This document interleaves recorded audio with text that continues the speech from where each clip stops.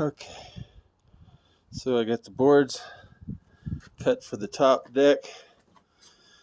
Now I'm going to take deck correct and waterproof both sides of this.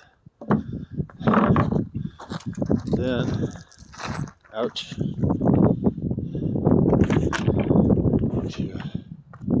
do the same thing across the bottom. I don't need to worry about the face. And I'm using the 1/2-inch boards instead of the 3/4 boards for the bottom section. But I need to cut back from there. And I'll have a nice flat surface to put my deck boards on.